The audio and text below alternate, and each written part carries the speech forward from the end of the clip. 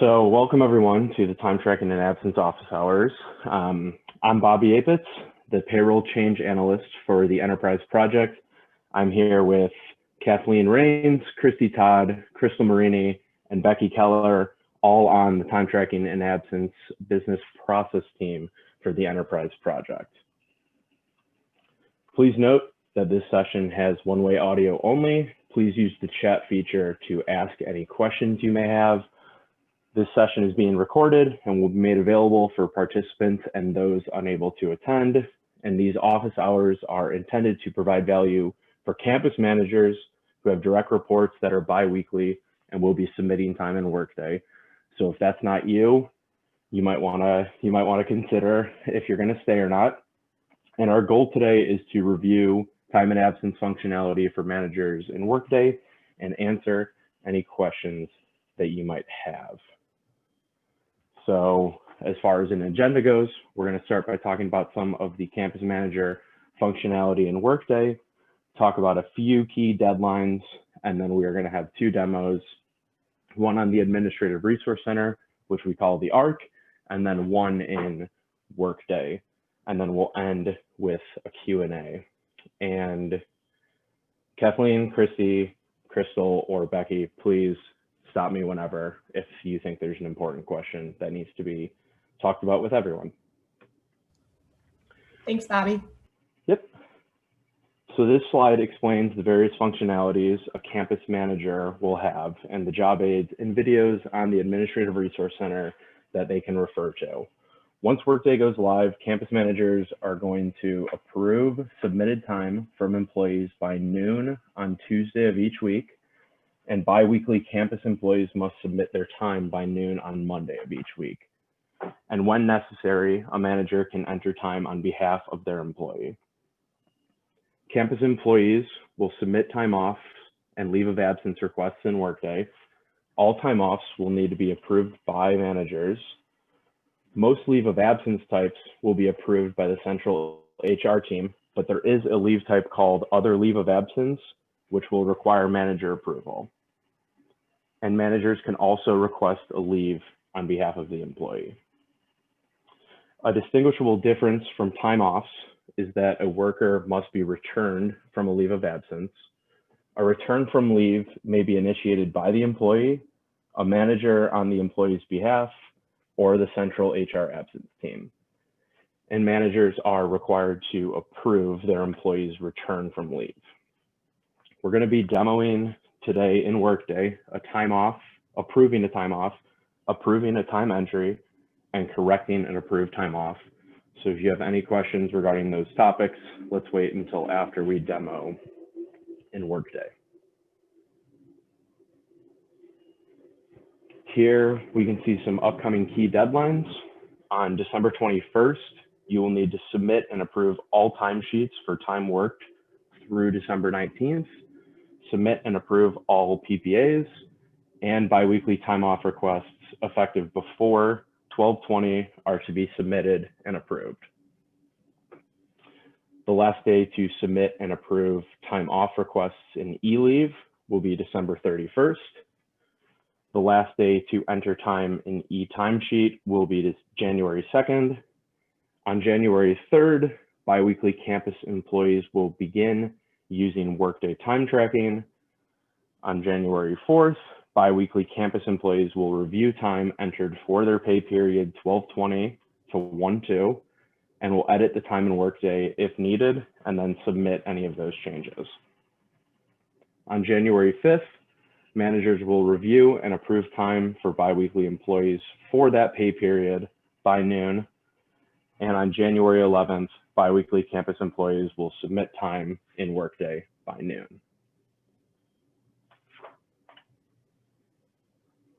We'll now move into the demo portion of these office hours. The first topic we wanted to demo today was the Administrative Resource Center, or the ARC. So here we are. The ARC houses training content such as job aids and videos, as well as FAQs. Here we are at the homepage of the ARC, and this link will be sent out in the chat for all you to have if you don't already. We're going to start by showing where the content for employees are and then go to the manager content. So we're going to start by clicking this Workday button. You may need to sign in to have this next page display.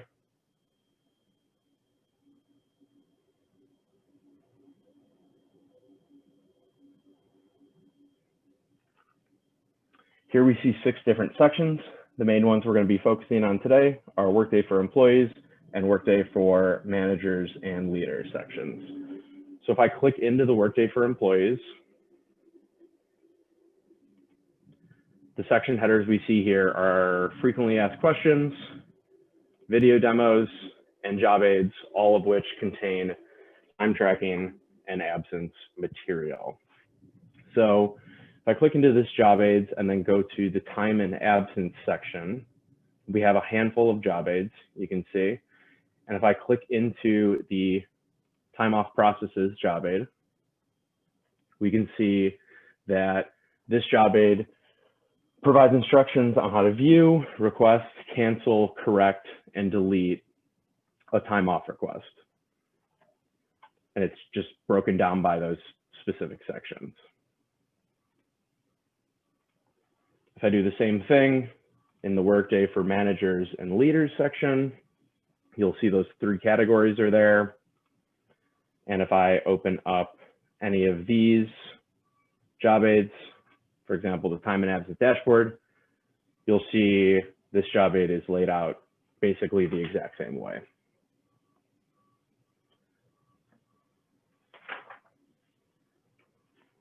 So that was it for the Administrative Resource Center. Just kind of wanted to give you a feel of where the employee and manager content are, as well as how to navigate around.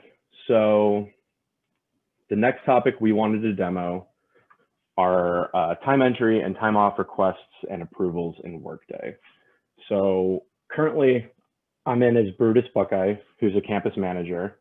This is my homepage, and from here, I'm going to be showing some of the functionality of the time and absence dashboard, which can be found by clicking the time and absence worklet. So this time and absence dashboard is a one-stop shop where managers can see time and absence information.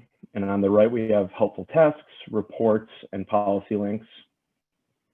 As a manager, you can see any of your team's upcoming time off here, as well as any of your employees that are currently on leave here.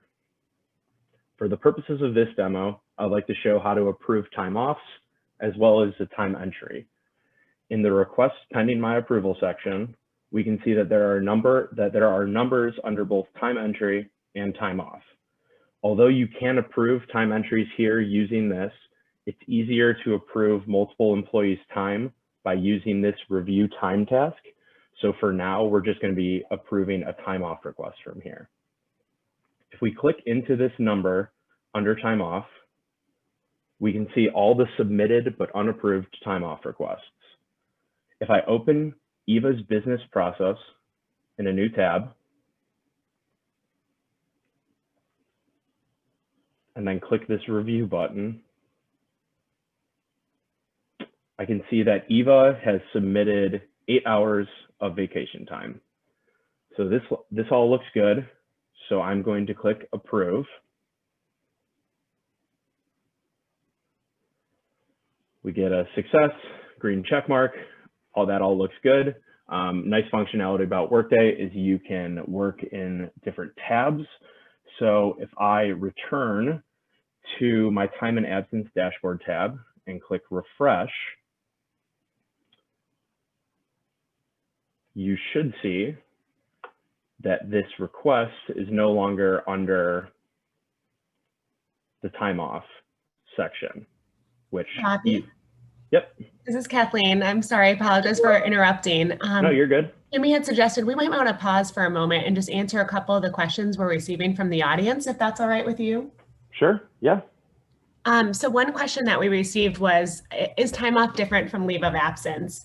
And this is a change with how we use the language today. So when we're referring to time off with Workday, we're referring to typically shorter term absences. So in Workday, a time off is going to be sick, vacation, jury duty, Paid parental is also going to be entered as a time off. And a leave of absence is typically a longer term absence. So an example of a leave of absence would be family medical leave. It would be that other leave of absence we talked about, faculty professional leave, as well as a leave of absence. There's a medical leave of absence in Workday. And when an employee is on a leave of absence, they are also going to enter paid time off or unpaid time off. So they may be on an FMLA leave of absence, and then they're using their paid parental time off in Workday or something like that.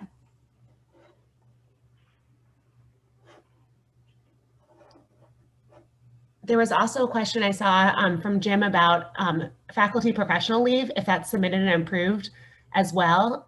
Crystal, did you want to take that one and talk a little bit about faculty professional leave? Sure. Faculty professional leave will be handled mostly by your HR consultants as well as the Office of Academic Affairs. However, managers all have access to see any of their faculty employees. If you have faculty reporting to you, you have the ability to see that faculty professional leave on your employee's absence calendar. So yes, it is a very similar process. It goes through the leave business process and very similarly, yeah. I also see a question from Jeff, if there's similar training for monthly staff time off approval. So in Workday, if you look at the screen that Bobby has right now, where it has requests pending my approval, that time off area, if you can just point to that, Bobby, if you don't mind, thank you so much. That's going to include all your time off requests as a manager. It doesn't matter if they're monthly or biweekly employees. This little worklet right here is going to have everything that you need to do as a manager that's pending your approval.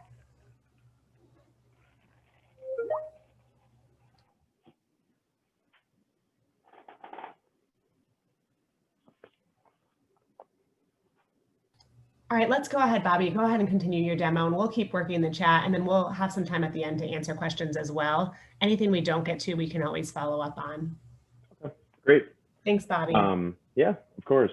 So as we just saw, I submitted, or I didn't submit, I approved a time off request for Eva, and now that time off request is no longer under this time off section. So a nice thing about this time and absence dashboard is that approving time off and time entries on this dashboard will also remove those tasks from your inbox. So approving them here will get rid of the action items for your inbox there. Okay, so the next piece we're going to be demoing is reviewing and approving some time entries. And like I said earlier, the preferred way of doing this is by using this review time task. So we're going to open that up in a new tab. This allows you to see multiple employees' time at once. So that's why we're choosing to do it this way. Since I know that I've not approved the prior week, I'm going to be selecting a date in that week, and I will keep review my direct reports only selected, and I want to show all of my workers. So all of this looks good. I'm going to click OK. So on this page, I'm able to see all my direct reports, as well as a couple pieces of important information, such as which of my employees have not submitted their hours for this week, as well as the hours I need to approve, and any hours that have already been approved. So we can also see the hours here broken down by type, like regular, overtime, shift, on-call, callback, as well as any time off hours that are going to be included here. So the rightmost column shows scheduled weekly hours, which is directly tied to an employee's full-time equivalent. And using this page, I'm able to select multiple employees at once with hours to approve. So for this case, it will just be these two. And everything looks good here. These were the hours I expected them to work for this week. So I'm going to click approve. So got another done. And then you can see that these hours move from hours to approved hours. So that's all good there. And then next, I'm going to move to the following week by clicking next period. We're now caught up. And then I'm going to approve their hours here as well. click approve. And then if I click done, we'll see that their time just moved from hours to approved hours. So finally, I am returning to my time and absence dashboard tab, and we will now show the time off and leave calendar. So here we can see that submitted time off shows up as a gray bar and approved time off shows up green. Approved time, so the green time, cannot be canceled. It needs to be corrected. And the last part of this demo will be correcting an approved time off because Adam will not be taking this time off anymore.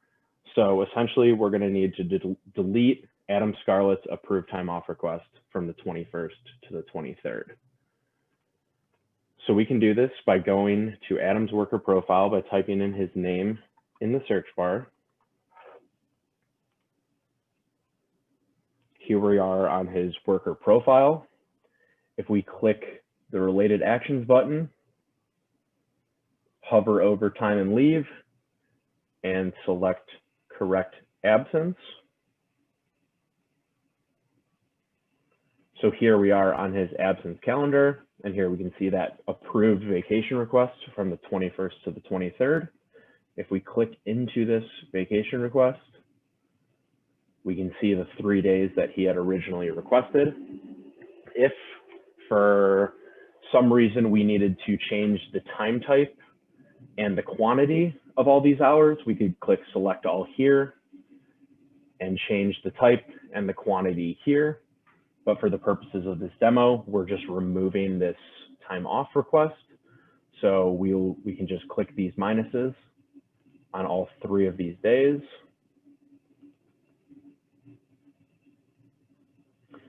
So if this task is performed by the manager, it's going to auto approve. And if done by an employee, it's going to be sent back to the manager for their approval. But since I'm in as Adam's manager right now, I can remove all these dates. And then if I click submit,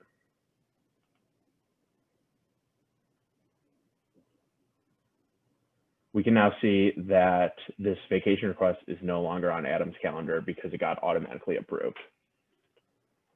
So this concludes the Workday demonstration, and the remaining time we can use to answer any questions that you may have. So I will turn that over to Kathleen for any more questions in the chat. Okay, so Bobby, do you mind going back to the manager dashboard, the time and absence dashboard for us, please, in the demo? There's a couple questions about that. So one question is about, is the process for time worked approval the same or something different? So back on this dashboard, when Bobby went to that review time over on the right-hand side, that's the process for time review and approval. So this is for any of your direct reports. It also includes student employees. I see a lot of questions about our student employees included. It does not include people that do not report to you. So you can't manually add someone. There's a question about that to here that doesn't report to you. That's not a functionality that we have. So this was referring to all the time approval. So work time, all of that to address some of those questions. And then what Bobby showed afterwards, the absence calendar.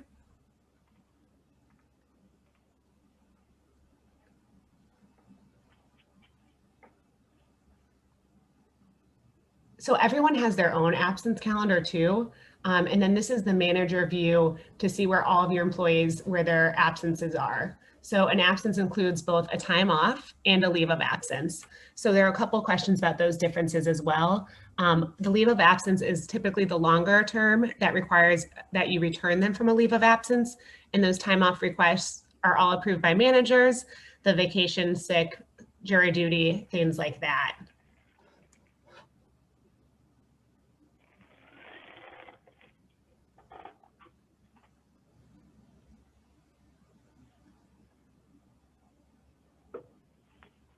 I'm taking a moment to read some questions, and if anyone else sees any they want to answer on the team, please go ahead.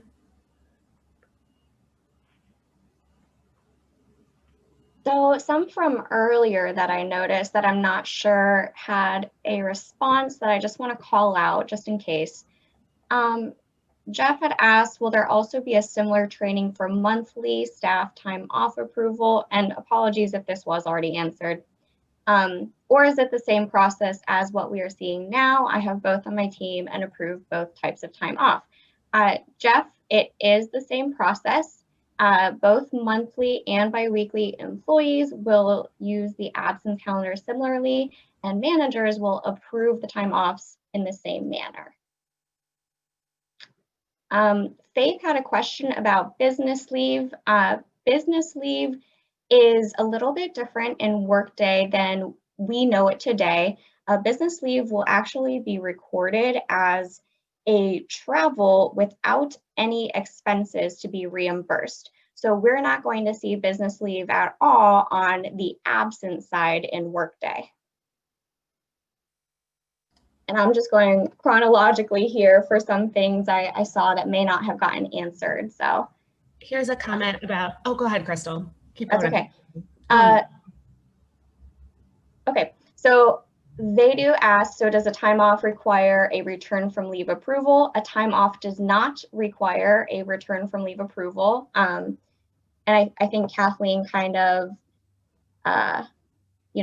pointed that out in her description of the difference between time off and leave. So time off is you just put it on the calendar and no one needs to be returned from it. Go ahead, Kathleen.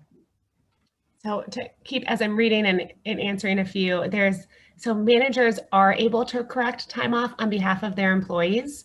An employee will be notified of that. An employee can also make the corrections. Any correction that an employee makes for their time off is going to route to the manager for approval again. And then if your time off is not approved yet, you can cancel it as well. The correction is only for approved time offs. I saw another question about if an employee is on a leave of absence, can they continue using ill time to be paid? Yes, absolutely. If an employee is on a leave of absence, they are expected to still enter time off for that leave of absence, whether it's paid time off or unpaid time off. The exception to that is faculty professional leave. But for other leave of absence, they should be entering that time off to indicate how they're paid. For callback and on-call, those are going to be entered on our time calendar where an employee enters their time, or if they're called back and they clock in either in Workday or an external time clock, they can clock in instead of having the default of the regular time type, they could select callback. We do have some videos as Bobby highlighted. Bobby, do you mind going back to the ARC for a moment?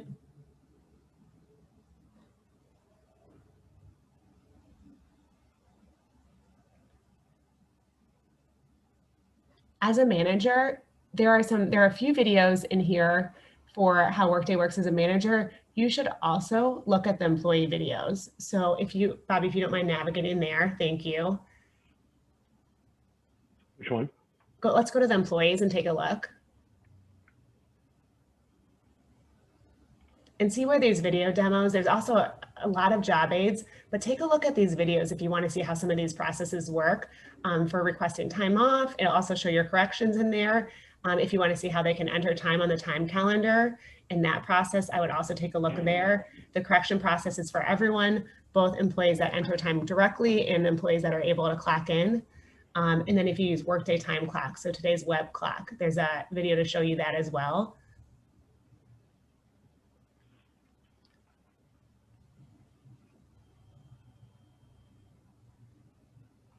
There was a good question about what a shorter time off is. That would be vacation or sick. So I just want to make sure we're understanding the difference between what we're calling a leave in Workday and what we're calling a time off. So a leave would be anything that would be longer than 30 days. So you're talking about your FML, and then your time offs are going to be your vacation, your sick, and your comp time off. And like Crystal mentioned earlier, those ones are time offs. They don't need to be returned. The leaves that are longer than 30 days do need to be returned. So just make sure you're thinking about those as two separate things.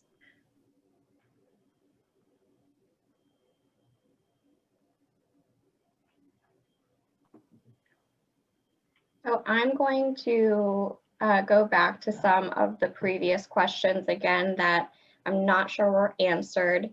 There was a question, what about full-time workers who are on vacation but do not have any accrued time? So my assumption with this question is it's asking if someone wants to take vacation, but they don't have a vacation balance. They haven't accrued any vacation to actually take. In this instance, the employee would have to take unpaid time off. This is pretty similar to today. So it would just be an unpaid time off request as opposed to a vacation time off request, because Workday is not going to allow them to request more vacation than they actually have.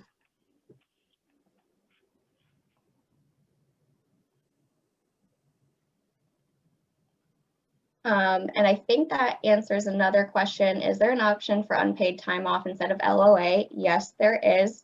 And that's just really the difference between the length of the absence. If someone is just going to be out for a day or two, we'll use unpaid time off. But for unpaid leaves of absence, these are generally 30 days or more. There's a question about employees having multiple positions or records in doing their time off. Employees would have to submit a time off on each position. So if there are 50-50 FTE between two positions, they would submit one time off for 4 hours on that day and another time off for 4 hours on the other position.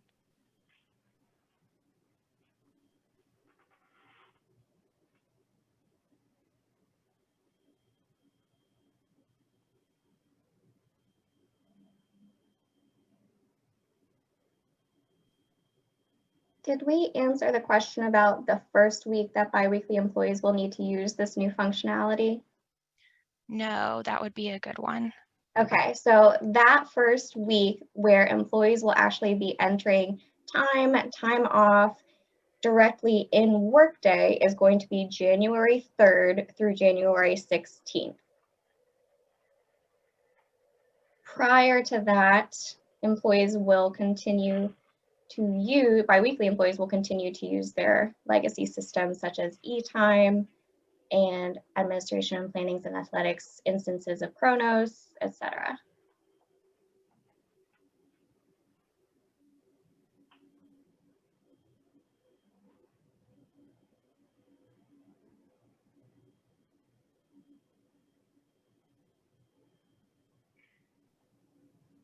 Somebody also asked, what if we do not expect our exempt employees now to record time worked? Is this changing? This is not changing. The time tracking demonstration here was for non-exempt or biweekly employees. Exempt employees are not expected to track time on the campus side.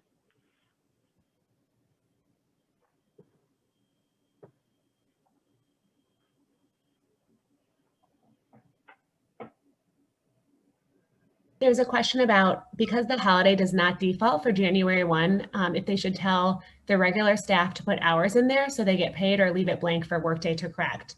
In terms of how holiday benefit is going to work for January 1, that is going to be added to the employee's absence calendar in Workday directly. They do not need to enter anything for January 1 unless they have, if they've worked January 1, of course, they should be entering their time, but they should not be entering or worrying about anything for the holiday. You will see that in Workday when we go live.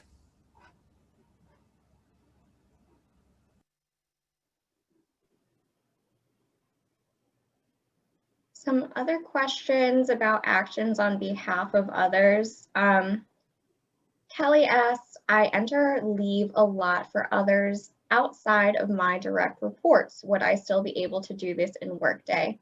And Kelly, I have to say it depends, which I'm very sorry to give that answer, but it does depend on your access and how that has been set up, but it is possible that you will not be able to do this the same way that you do today.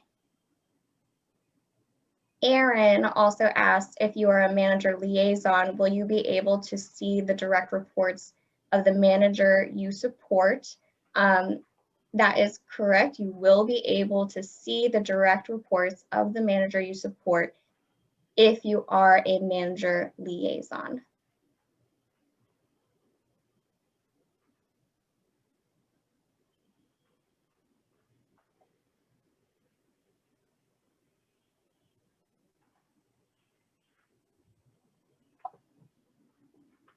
Andy asked, will managers be able to view time for their employees' students? So this sounds like students who report to employees who report to you. Yes, you will be able to.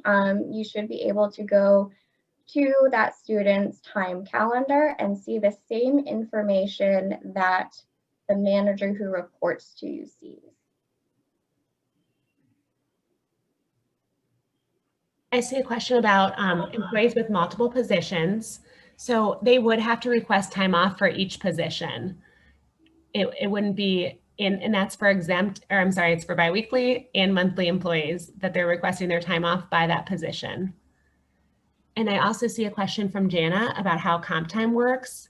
So in Workday, if you're able to request on our time calendar for biweekly employees, you're able to request comp time in lieu of overtime.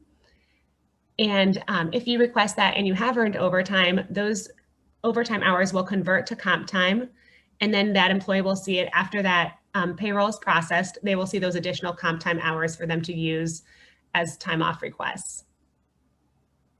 There are some good questions related to holiday that recently come through. So Michelle asked, because the holiday doesn't default for January 1, should I tell the regular staff to put hours in there so they will get paid, or leave it blank for Workday to correct? Definitely instruct them to leave it blank. It will be entered in Workday, and if the employees enter any time for that day, it's going to come over as holiday worked, which is they'll get a premium for it. So definitely make sure that they're leaving that January 1 blank, and the holiday will be taken care of in Workday. Similarly, Judy asked, why is January 1 in Workday? I thought e-time didn't end until 1/2/21.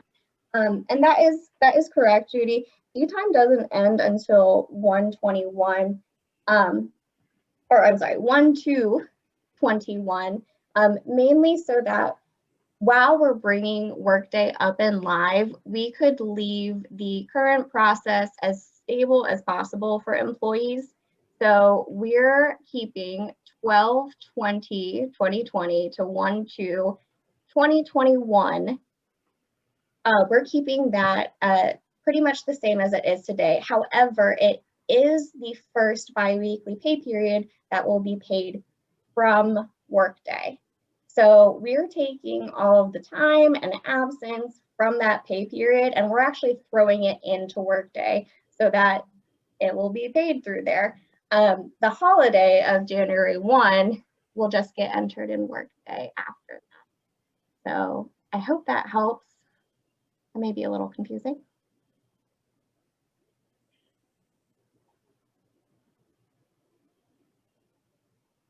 I see a question from Todd about being a manager that's monthly. Do you need to submit your time in Workday now? And the answer is, Todd, no. Managers monthly employees are not going to be entering any time in Workday. Just like today, you're just going to be entering any like time off requests in Workday as a monthly employee. You're not expected to track your time, and that's going to stay how it is today.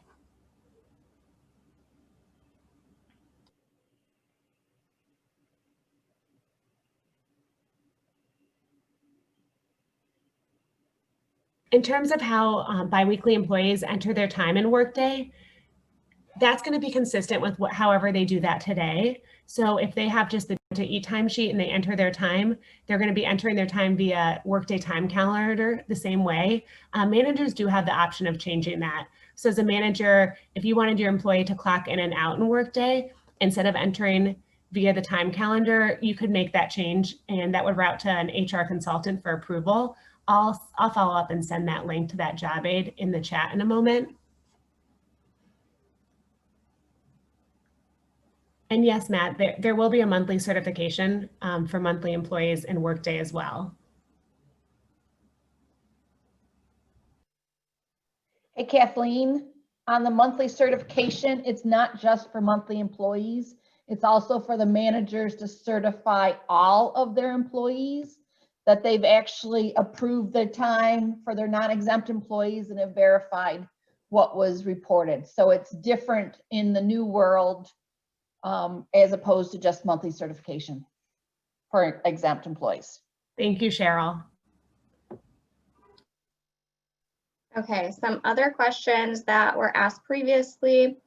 Mary Beth asked, when we go live, if there is an employee that we should approve and they do not show up in our profile, who do we contact to get the employee added?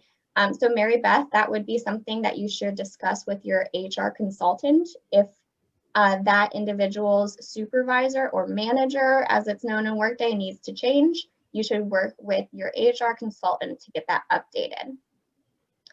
Martha asks, will you demo the delegate process? We're not going to have time to demo the delegate process today, but we can send more information out about that. Do we have something for that, Jimmy or Bobby? There's a job aid out on the ARC on delegation. Awesome. Grab that link right now. Thanks, guys. Jen asked, for student employees working hours the week of 12/21, since they have to record that time in Workday, does that mean there will be a delay in that paycheck? So student employees working next week don't actually have to record their time in Workday starting on 12/21. So I just want to clarify a point I made a little bit earlier, is that the upcoming pay period of 12/20 to 1/2, employees are going to continue to be using their legacy timekeeping system. So if this student employee is using eTime, he or she will continue to enter their time in eTime, and then we will be converting those time tracking hours over into Workday. And you will be able to review it there, and employees will be able to correct it there when Workday is up and live.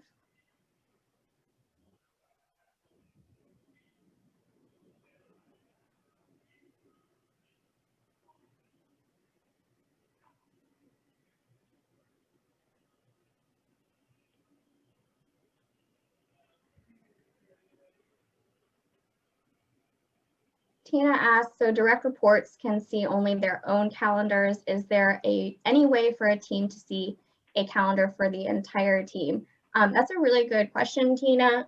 We have not enabled the team absence calendar. So employees will not be able to see any type of absences for their teammates.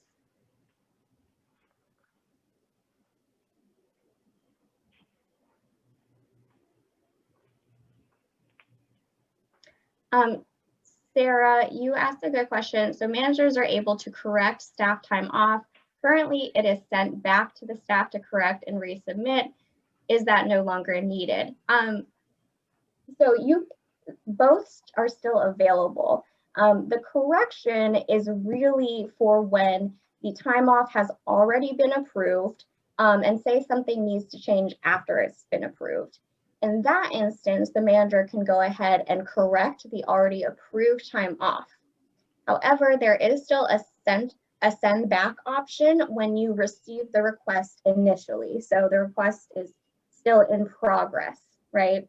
When you receive that, you can approve it, deny it, or you can send it back to the staff to correct and resubmit, which is a similar process due today. There's also a question about the deadline for managers. Oh gosh, I hear a little feedback. Sorry about that. The deadline for managers to approve their time off requests for their monthly employees. Yes, as you know, when we pay our monthly employees, they receive the check at the very end of the month. So there is a deadline before the end of the month for managers to approve those time off requests. It'll be a little bit later in the month than it is in today's world. They'll be processing that monthly payroll a little closer to the end of the month. And that varies every month slightly based on when they're processing payroll. I do see another question about notifications. And since there were so many, I'll just address this here as well. And we also have a comment if you scroll up a bit, but employees and managers are going to receive automated notifications in Workday weekly if they have not, employees if they have not submitted their time, and managers if they have not approved their employees' submitted time. They'll receive them as a notification in Workday, and they'll receive them in their Outlook as an email.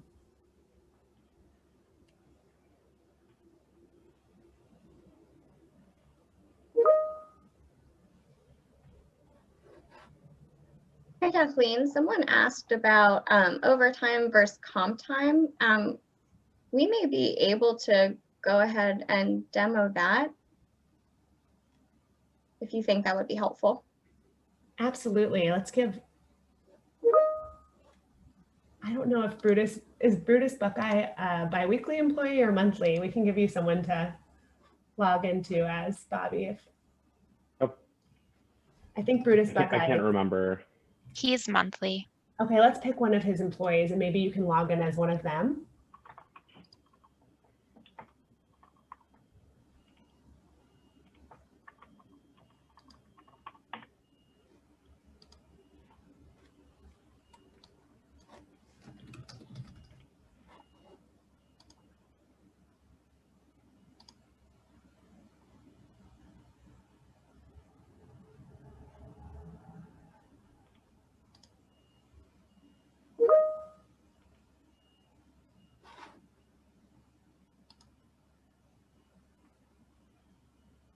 Sorry, did we want to show converting overtime to comp time?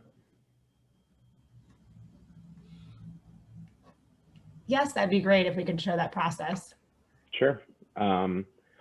So if we look here, we see that Adam for this week has his 40 hours submitted, and he his FTE is 100%. So that puts him right at the the expected amount of hours that he's supposed to work today or for this week. So let's say that he worked 3 hours on Thursday night.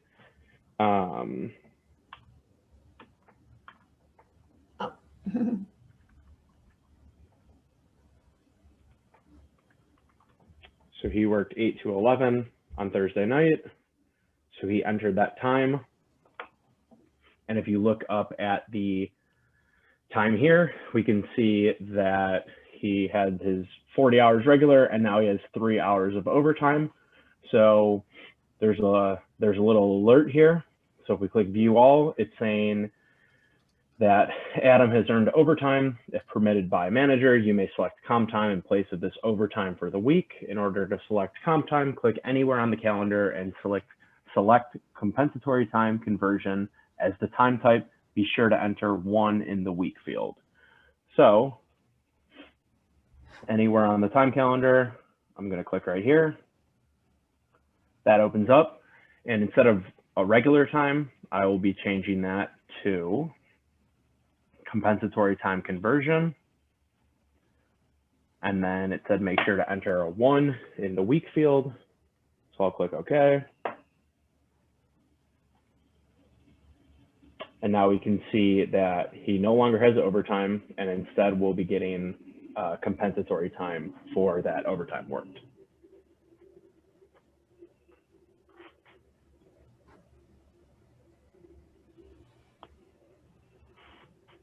If the employee changes their mind, they could also click on what they added when Bobby showed that and just delete that, and it'll go back and they'll earn overtime.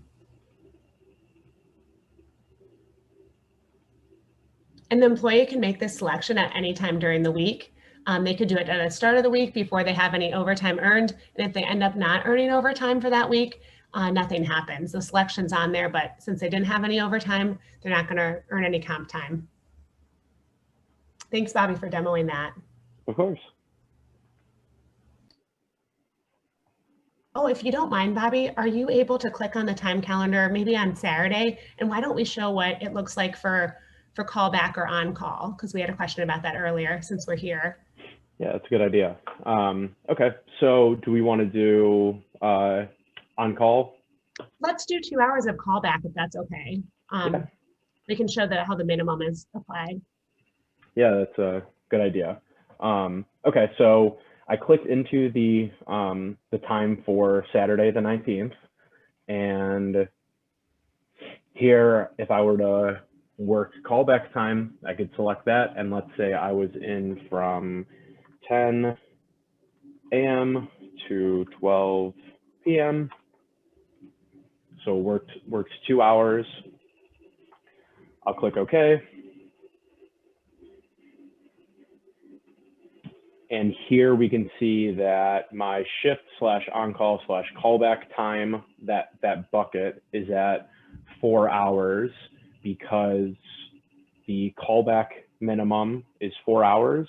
So because I worked 2 here, Workday automatically calculated the additional 2 hours and put it on my calendar. So employees are just entering the hours that they worked in callback. And it would be the same if they clock in and out, they would just select callback there too. But they don't need to enter anything for that 4 hour minimum. It'll always be automatically calculated by Workday if they worked less than 4 hours.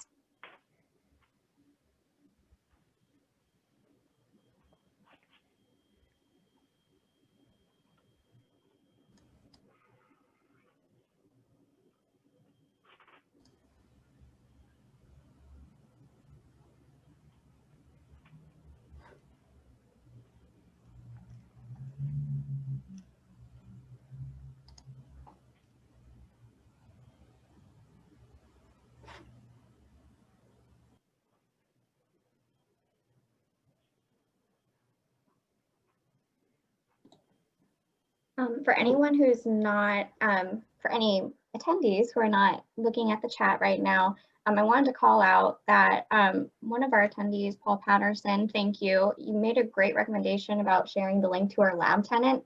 So I have posted that into the chat. And while it is not going to be 100% up to date with the most recent employee information, it is going to be a great place for all of you to get in, get a feel for Workday, start getting used to the interface and what everything looks like. So I definitely encourage everyone to use that link and get in and start getting a feel for what you will see when we go live in 2021.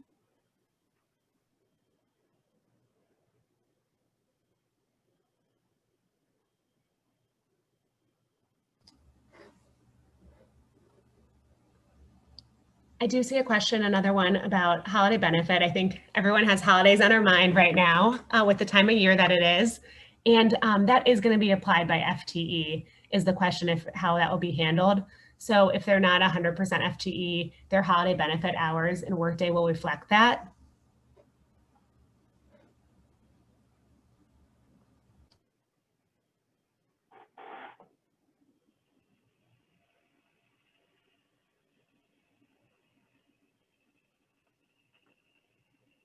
Also, the overtime rules for union employees will be consistent with how they are today. I saw a question from Martha about that. So for those employees that have sick time off included in their overtime calculations, that will be consistent in Workday. It will not change.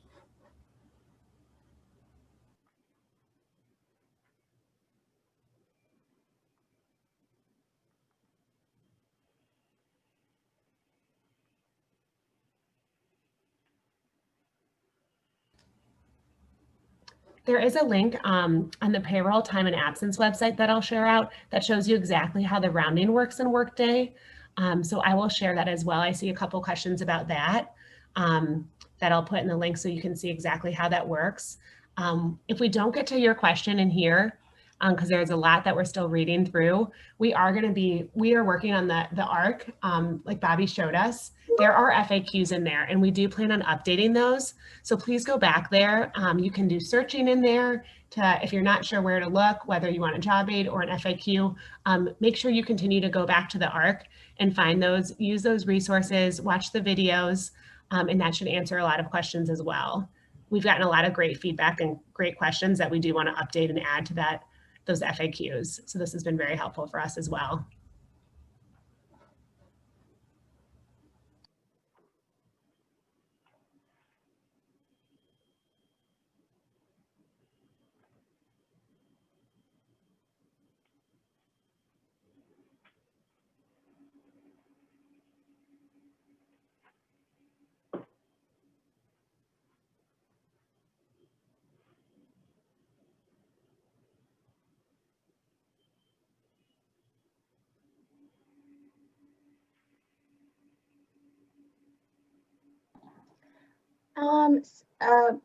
Brewer.232 asked the question, the communications for monthly employees December leave requests has been confusing. How do we handle leave requests that were not submitted and approved before the 12/13 deadline?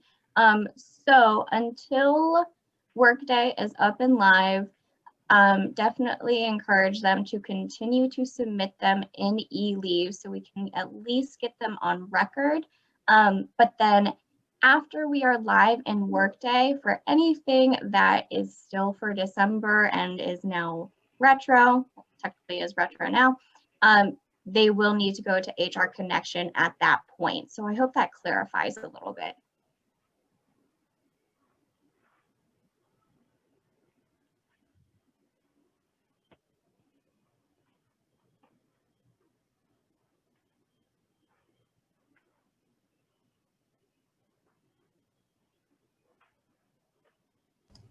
Okay, and with that, we're going to go ahead and close out today's session. Thank you so much for your time. We really appreciate it. This video and recording will be shared on the ARC, so please go ahead and see that in the manager section later on. And thank you again. Everyone enjoy your Friday. Thanks, everyone.